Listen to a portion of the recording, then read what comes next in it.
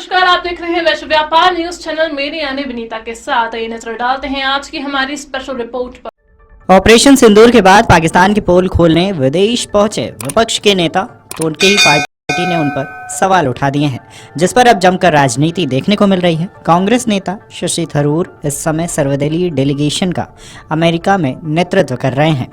इस दौरान उन्होंने एक बयान दिया, जिसको लेकर उनकी ही पार्टी के नेताओं ने उन्हें टारगेट करना शुरू कर दिया था। हालांकि अब थरूर ने अपनी ही पार्टी के नेताओं को करारा जवाब दिया है।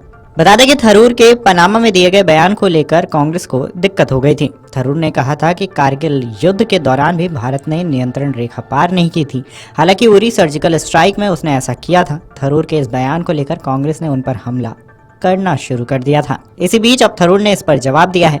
मीडिया रिपोर्ट्स की माने तो थरूर ने सोशल मीडिया हैंडल एक्स पर पोस्ट करते हुए लिखा कि उन कट्टरपंथियों के लिए जो नियंत्रण रेखा के पार भारतीय वीरता के बारे में मेरी कथित अज्ञानता से नाराज है, उनसे कहना चाहता हूं कि मैं साफ तौर पर सिर्फ आतंकवादी हमलों का जवाब देने के बारे में बात कर रहा था, पिछले युद्धों के बारे में नहीं। बता दें कि कांग्रेस सांसद शशि थरूर ने पनामा सिटी में बयान दिया था कि हाल ही के वर्षों में जो बदल गया है वह यह है कि आतंकवादियों को भी एहसास हो गया है कि उन्हें इसकी कीमत चुकानी होगी।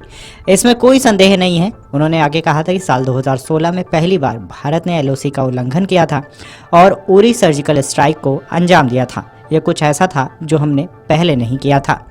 उन्होंने आगे कहा कि कारगिल युद्ध के दौरान भी हमने नियंत्रण रेखा पार नहीं की थी। उरी में हमने ऐसा किया और इसके बाद जनवरी 2019 में पुलवामा में जब हमला हुआ तो हमने इस बार न सिर्फ नियंत्रण रेखा पार की बल्कि अंतर्राष्ट्रीय सीमा भी पार की और हमने बालाकोट में आतंकवादी मुख्यालयों पर हमला किया।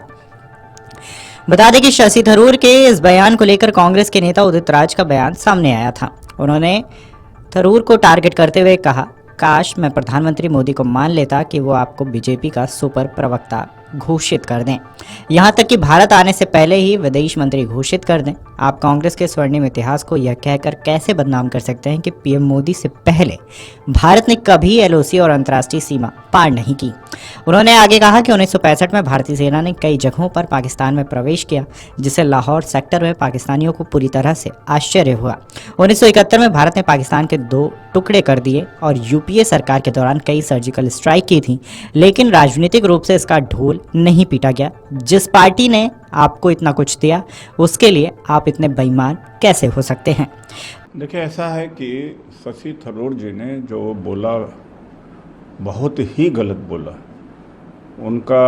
उन्होंने कहा कि मोदी जी के पहले line of control international border cross नहीं किया पहले की सरकारों ने, तो 1965 में लाहौर तक घुसी हमारी सेना। 1971 में भारत के 2 टुकड़े हो गए। मनमोहन सिंह जी के समय में 6 बार सर्जिकल स्ट्राइक हुई, लेकिन सेना का क्रेडिट सेना को ही दिया गया और उसका पब्लिसिटी नहीं करी गई।